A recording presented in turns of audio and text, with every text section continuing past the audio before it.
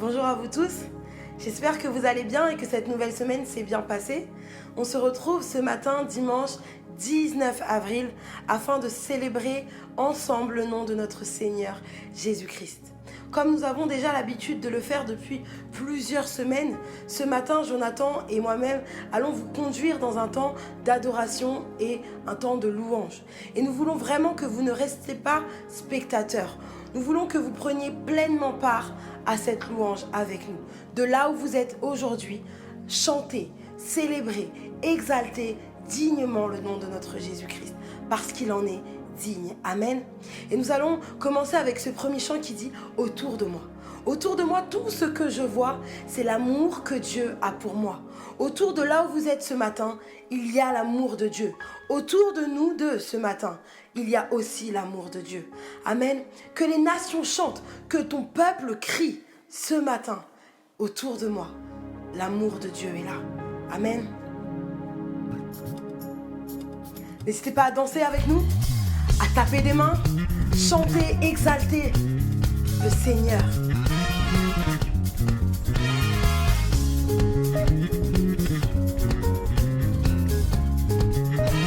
On est parti? Autour de moi. Autour de moi, autour de moi. Tout ce que je vois, c'est son amour pour moi. Autour de moi, autour de moi. Tout ce que je vois, c'est ton amour pour moi. Encore une fois.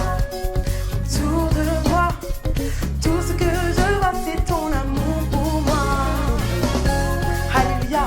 Autour de moi, tout ce que je vois, c'est ton amour pour moi. Alléluia, tapons des mains, dansons de joie, célébrons-le. Que les nations chantent, que les nations chantent, que ton peuple crie. Que ton règne vienne, répands ton esprit. Manifeste ton amour pour moi. Manifeste ton amour pour moi. Encore une fois, autour de moi. Autour de moi. Tout ce que je vois, c'est ton amour pour moi. Autour de moi. Autour de moi. Alléluia. Tout ce que je vois, c'est ton amour pour moi. Dieu est bon. Alors chantons-le, crions-le. Que les nations chantent, que ton peuple crie. Que ton règne vienne, répands ton esprit. Viens manifester ton amour pour moi. Viens manifester cet amour. Alléluia. Autour de moi, autour de moi, autour de moi, autour de moi. Tout ce que je vois, c'est ton amour pour moi. Autour de moi, autour de moi. Tout ce que je vois, c'est ton amour pour moi. Tout ce que je vois, c'est ton amour pour moi. Tout ce que je vois, c'est ton amour pour moi. Tout ce que je vois, c'est ton amour pour moi. Tout ce que je vois, c'est ton amour pour moi. Autour de moi, alléluia. Tout ce que je vois, c'est ton amour pour moi. Autour de moi, autour de moi, c'est ton amour pour moi. Autour de moi, c'est ton amour pour moi. Autour de moi, tout ce que je vois, c'est ton amour pour moi. Alléluia, autour de moi, tout ce que je vois, c'est l'amour que tu as pour moi. Encore, chantons. Autour de moi, avec conviction, c'est ton amour pour moi. Tout ce que je vois, c'est l'amour que tu as pour moi. Tout ce que je vois, c'est l'amour que tu as pour moi. Alléluia. Alléluia. Autour de moi, autour de moi. Amen. Gloire à toi, Jésus. Gloire à toi, Jésus. Alléluia. Alléluia. L'Éternel est mon berger, je ne manquerai de rien. Il me fait reposer dans de verts pâturages. Il me dirige près des eaux paisibles. Il restaure mon âme. Il me conduit dans les sentiers de la justice à cause de son nom. Quand je marche dans la vallée de l'ombre de la mort, je ne crains aucun mal, car il est avec moi. Ta houlette et ton bâton me rassurent. Tu dresses devant moi une table en face de mes adversaires. Tu oins d'huile ma tête et ma coupe déborde. Oui, le bonheur et la grâce m'accompagneront tous les jours de ma vie, et j'habiterai dans la maison de l'Éternel jusqu'à la fin de mes jours.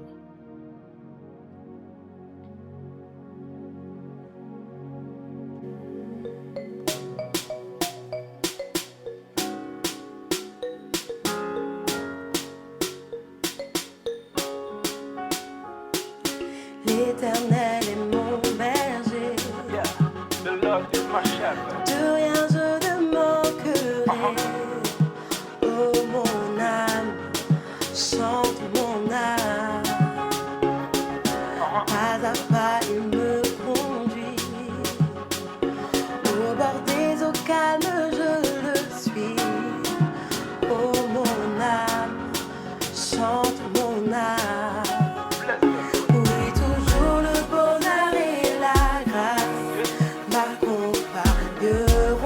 Devant sa face, dans sa présence, tellement de joie, tellement de joie. Et tant qu'il se trouve auprès de moi, aucun mal, mon âme, tu ne craindras. Et dans son temps, je reviendrai, je reviendrai.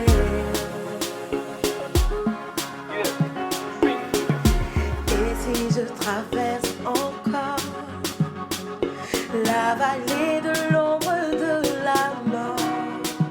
Oh mon âme, chante mon âme.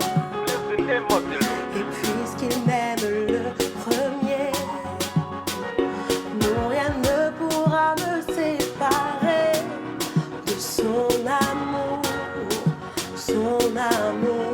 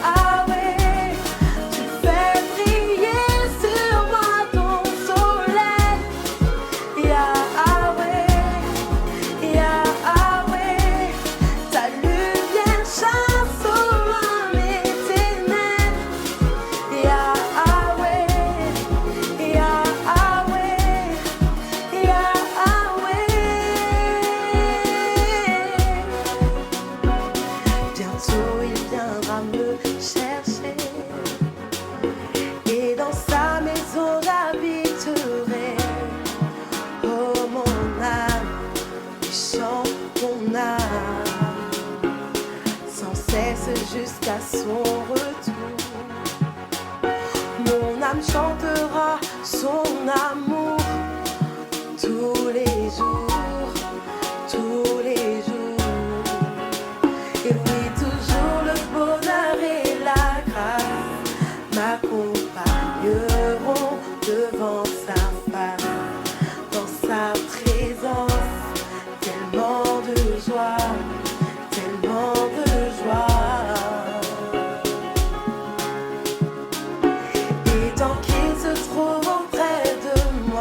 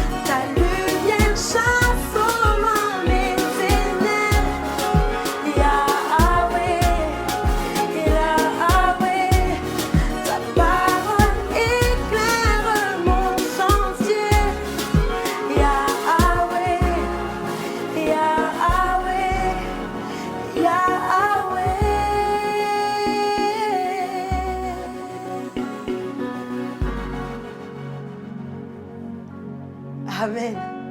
Amen. Ta lumière chasse au loin toutes mes ténèbres. Tu éclaires mon chantier, tu es ma lumière. Alléluia. Et nous poursuivons notre temps de louange par ce chant. Et c'est par ce chant que nous voulons reconnaître et attester que notre Dieu est puissant. Alléluia. Qu'il n'est aucun autre nom plus grand que son nom. Et nous voulons nous associer à vous. Nous nous sommes associés à certains d'entre vous pour proclamer haut et fort, ô combien Dieu est grand.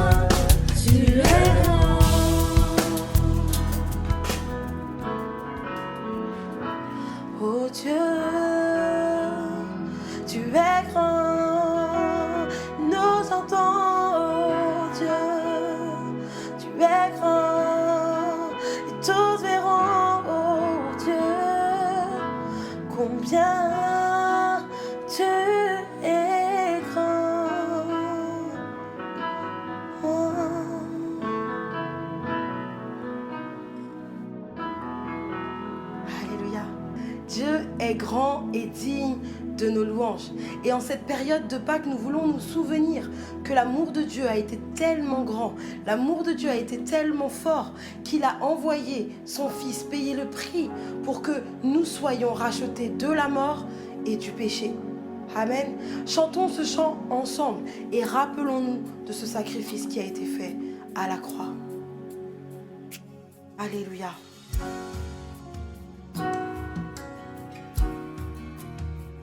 Gloire à toi, Jésus.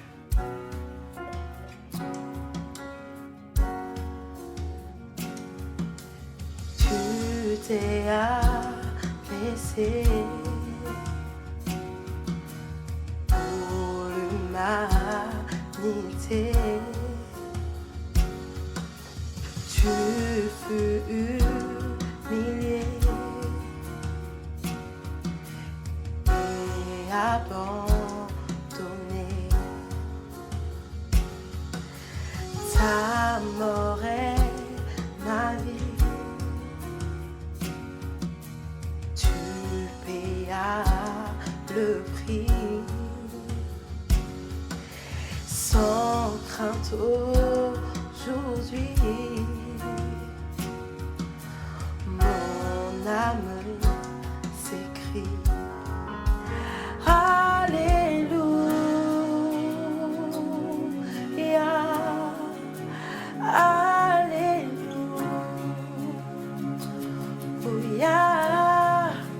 Alléluia. Tu es saint, tu es saint. Alléluia.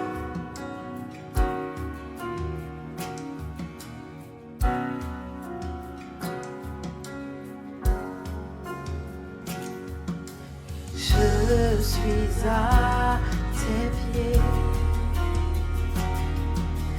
pour te remercier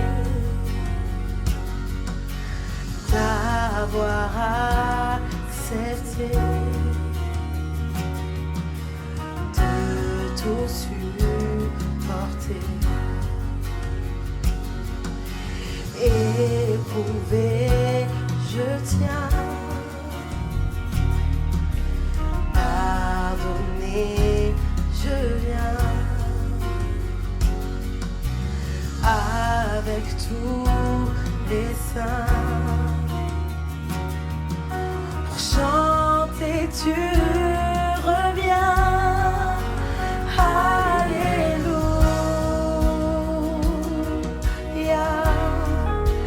Alléluia.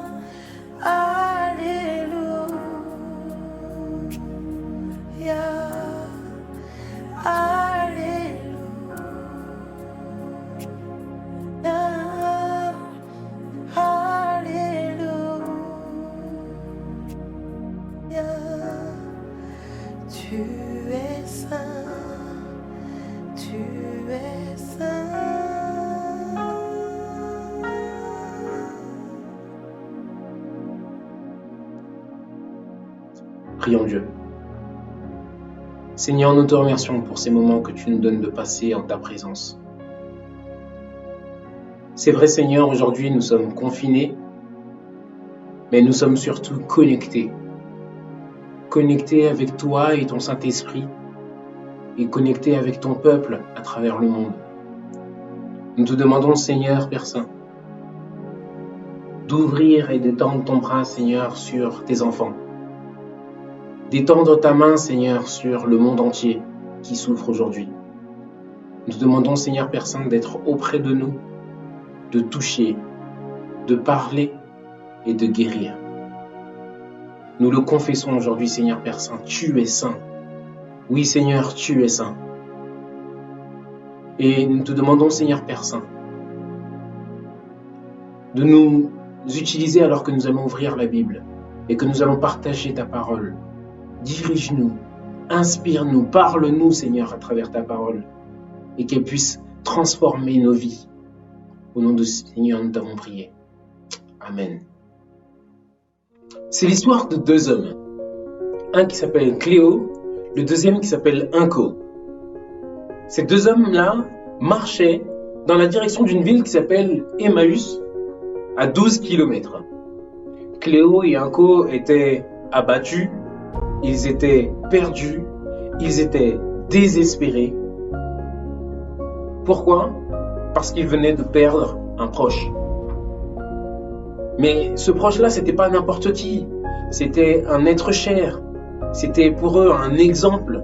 C'était une star. C'était un révolutionnaire. C'était pour eux leur influenceur. C'était leur tout. Et après avoir suivi ce proche-là pendant des jours, des mois, ils décident, après avoir perdu tout espoir, tout simplement de rentrer chez eux, à Emmaüs. Et pendant qu'ils marchaient, ils étaient en train de parler justement de cet être cher. Il se trouve que cet être cher-là, c'est Jésus, qu'on appelait le Nazaréen à l'époque. Pendant qu'ils marchaient, une troisième personne se joint à eux dans la conversation. Il leur dit, mais de quoi parlez-vous ? Et il leur dit, mais tu viens d'où ? T'es pas au courant de ce qui s'est passé ? Jésus, le Nazaréen, a été crucifié, a été abattu, a été cloué sur une croix et finalement il est mort. C'était notre espoir, c'était celui qui devait sauver le peuple Israël. Et voilà maintenant qu'il est mort. Il se trouve que cette personne-là, cette troisième personne qui se joint à la conversation, c'était Jésus lui-même. Mais Cléo et Inco étaient tellement désemparés par la situation qu'ils ne s'étaient même pas rendus compte que c'était à Jésus lui-même qu'ils étaient en train de parler.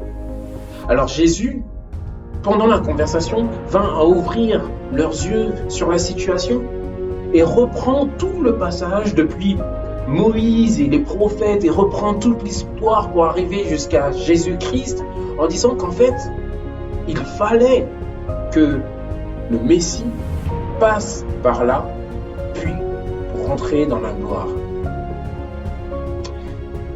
Arrivés près du village, Cléo et Inco voient cet inconnu là, cette troisième personne qui s'apprête à continuer, mais eux ils étaient arrivés chez eux et ils lui disent, bah tu sais quoi, joins-toi à nous.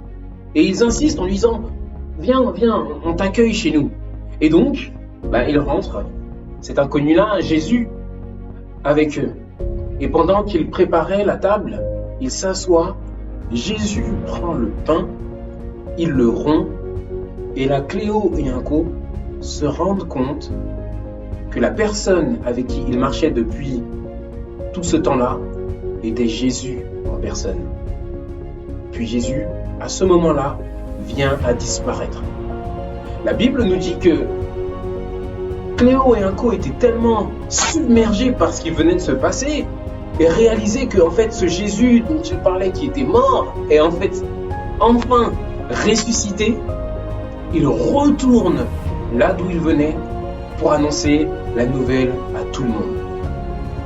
Chers amis, je suis Benoni Valentin, les intimes m'appellent Bobby, et nous allons aujourd'hui ouvrir notre Bible et voir les profondeurs de ce passage et voir comment la Bible s'applique encore aujourd'hui dans cette situation 2020. Alors, nous allons ouvrir notre Bible, nous asseoir ensemble et voir les profondeurs de ce passage. À tout de suite.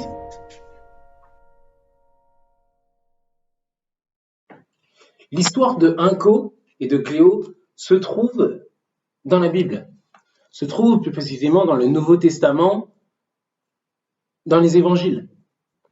C'est une histoire qui est très riche en enseignements et en leçons, et nous allons voir ensemble 2 points sur lesquels nous allons nous attarder pendant ce temps de partage. Le premier point, nous allons parler des défis que nous rencontrons dans la vie de tous les jours. Le deuxième point, nous allons parler de comment vivre la résurrection de Jésus-Christ aujourd'hui en 2020. Je disais donc cette histoire se trouve dans l'évangile de Luc.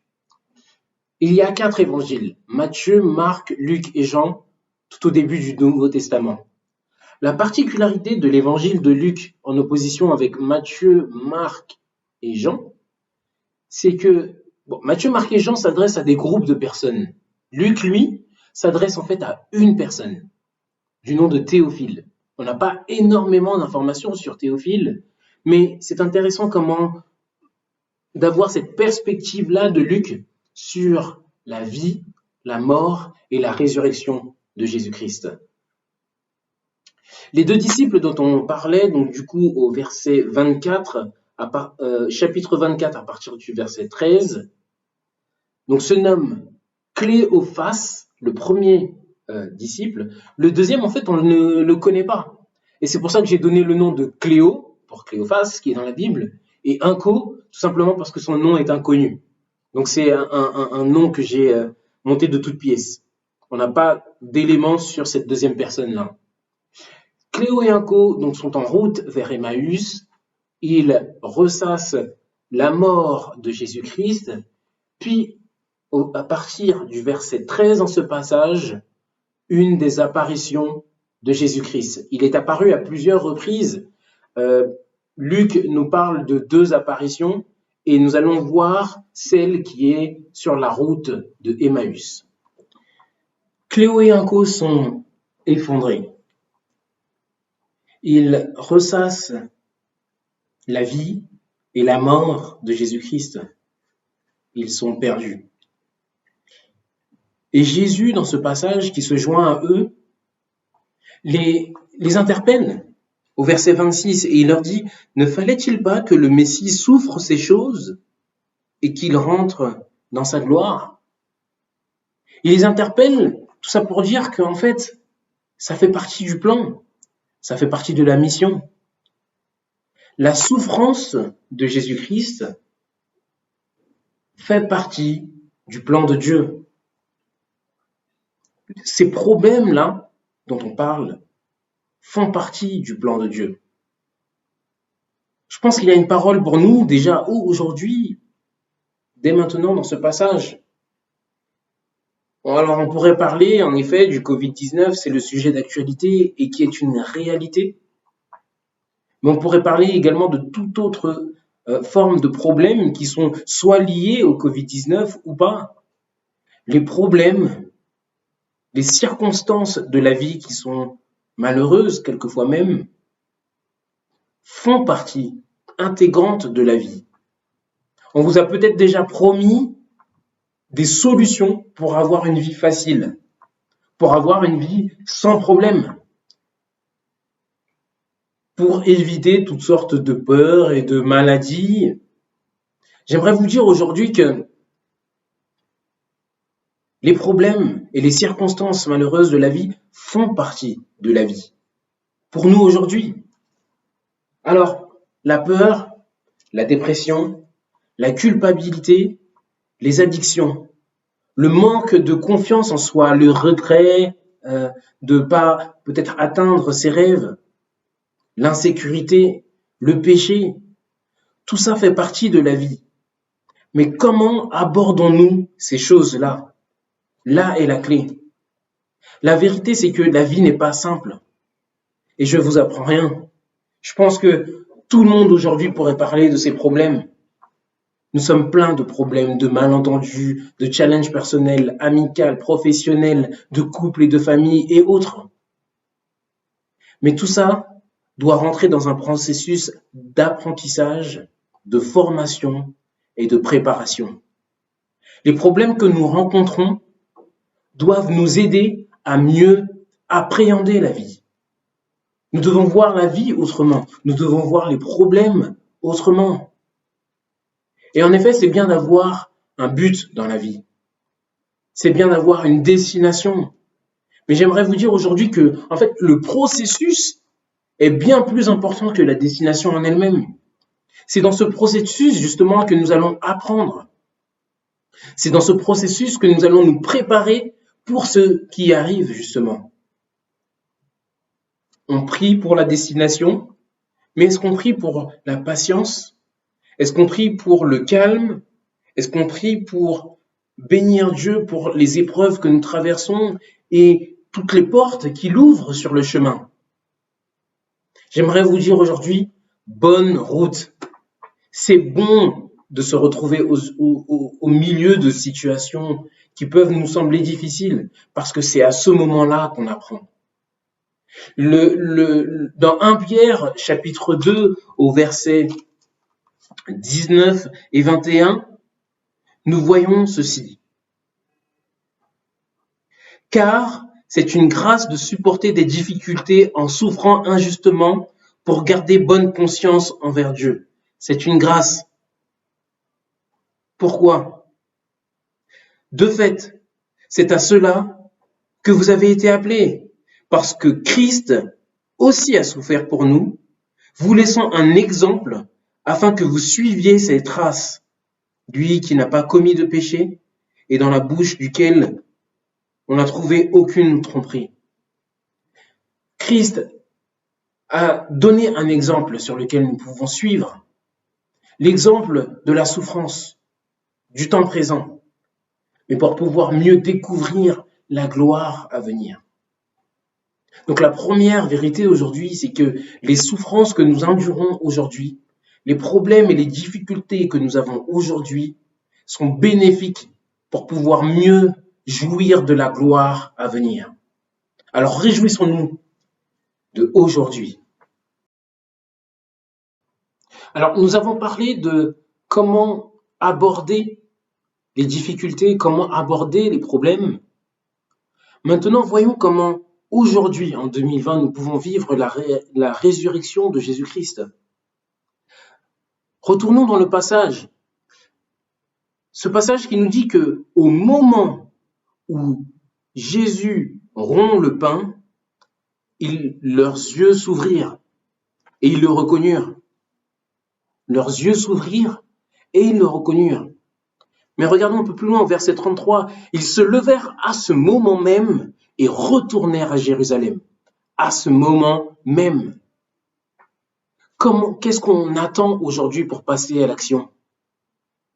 Qu'est-ce qu'on attend aujourd'hui pour saisir les opportunités que Dieu a prévues pour nous? Au moment même, ils sont passés à l'action. Aujourd'hui, avoir les yeux fixés sur les difficultés et les problèmes, quelquefois même aussi nous empêche d'avoir un meilleur état d'esprit, un meilleur mental, une meilleure mentalité.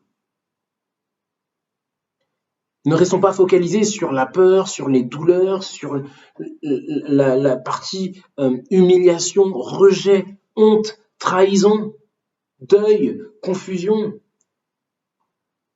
Notre mentalité sera déterminante pour la suite. Parce que cette mentalité, notre état d'esprit, va soit nous ralentir et nous faire rester sur place, ou bien soit nous pousser à l'action.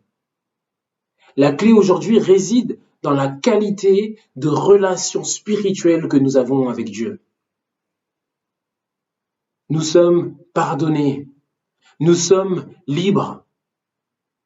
Aujourd'hui, nous devons nous dire que nous pouvons le faire. Tu peux le faire. Je peux le faire. Nous sommes spéciaux. Nous avons un sang royal. La Bible nous dit que la parole de Dieu est un médicament pour notre âme. Et nous devons puiser et chercher cette meilleure qualité de relation avec Dieu à travers la parole de Dieu, à travers la prière, pour pouvoir saisir et jouir des bénédictions que Dieu a pour nous. Alors maintenant que nous savons que les problèmes font partie des circonstances de la vie et qu'il ne faut pas les éviter, mais plutôt mieux les aborder, maintenant que nous savons que notre état d'esprit joue un rôle primordial dans notre chemin spirituel, nous devons nous accrocher à cette promesse que nous trouvons dans Ésaïe, le chapitre 61. À partir du verset 2, il dit pour proclamer une année de grâce de l'Éternel et un jour de vengeance de notre Dieu pour consoler tous ceux qui sont dans le deuil, pour donner aux habitants de Sion en deuil une belle parure au lieu de la cendre, une huile de joie au lieu du deuil, un costume de louange au lieu d'un esprit abattu. Tu as sûrement entendu maintes et maintes fois que tu ne vaux rien, que tu as fait trop d'erreurs. Et peut-être que tu te le dis même à toi-même. On t'a peut-être dit que tu n'atteindras jamais ta destinée. Mais j'aimerais te dire aujourd'hui que le salut vient aujourd'hui. Et c'est la bonne nouvelle de l'Évangile. Jésus est mort pour notre salut. Le salut vient aujourd'hui dans nos maisons, dans nos foyers. Le salut se présente aujourd'hui pour que nous soyons guéris et pour que nous soyons débarrassés de nos addictions, de nos problèmes, que nous puissions les aborder avec une vision nouvelle, que nous puissions nous focaliser sur les promesses que le Seigneur a fait pour nous. Arrêtons de nous dire qu'il n'y a pas de solution. Des coups, nous allons en prendre, oui, certes, mais ils vont mieux nous préparer pour saisir et jouir de la bénédiction de notre Dieu qu'il a prévue pour nous. Les disciples, Cléo et Inco, n'avaient pas compris que Jésus n'allait pas les laisser comme ça. Non, tout cela faisait partie d'un plan beaucoup plus grand. Soyons concentrés sur cette promesse que Dieu a pour nous. Sur le chemin, il va y avoir des perturbations, il va y avoir des problèmes. Mais bénissons le Seigneur pour chaque jour. Bénissons-le pour le souffle de vie qu'il nous donne. Et passons à l'action. La parole de Dieu nous dit que vous êtes le sel de la terre, que vous êtes la lumière du monde. J'aimerais vous dire aujourd'hui, toi qui me regardes, tu es l'influenceur du monde. Tu as un impact incroyable sur ton entourage, sur les personnes qui te regardent, les personnes qui te suivent, sur tes collègues de travail, sur tes camarades de classe, lorsque tu marches dans la rue, sur tes voisins et toutes les personnes qui sont autour de toi. Tu n'es pas parfait, certes, mais chacune des cicatrices que tu as sur ton corps, chacune des cicatrices de ton histoire, dit quelque chose sur toi. Aujourd'hui, tu peux influencer le monde.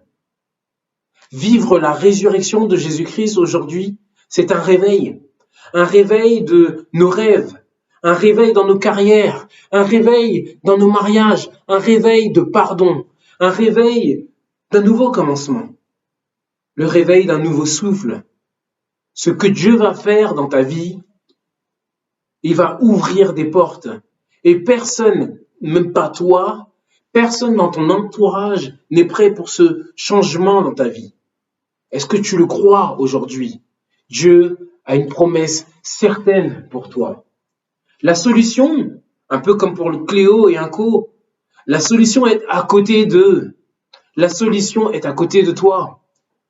Je t'invite aujourd'hui à expérimenter Dieu dans un niveau que personne ne peut comprendre. Expérimente-le dans ton quotidien. Expérimente-le à côté de toi. Expérimente-le sur ta table. Il est là. Il est présent. Et aujourd'hui, sa promesse est certaine pour toi et pour moi.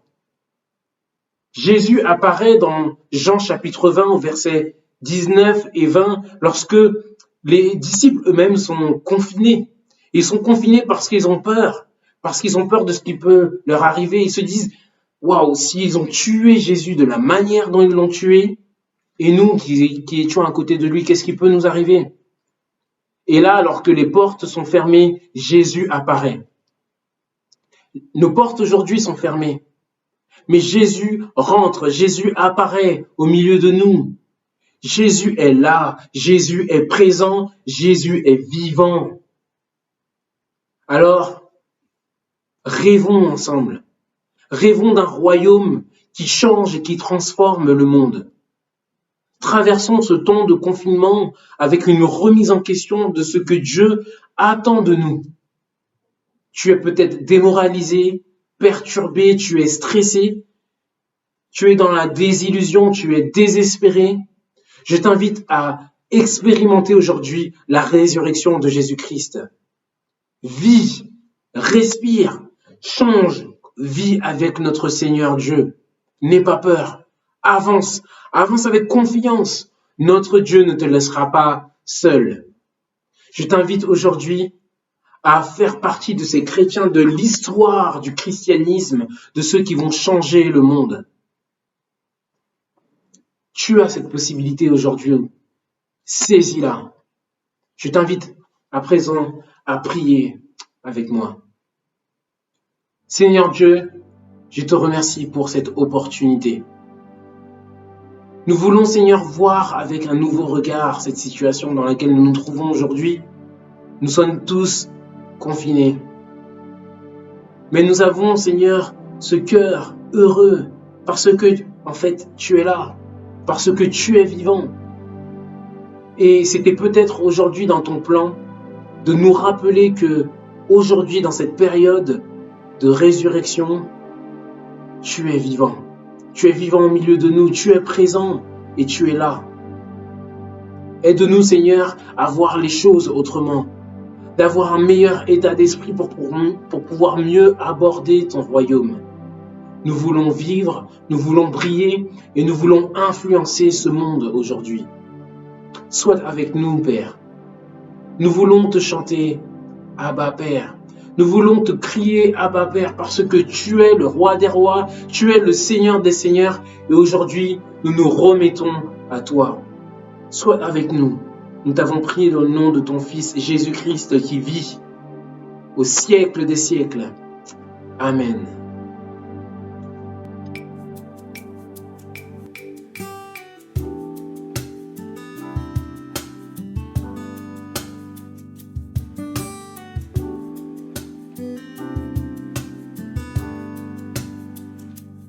Bien avant le chant qui créa l'univers, bien avant l'esprit qui planait sur la terre,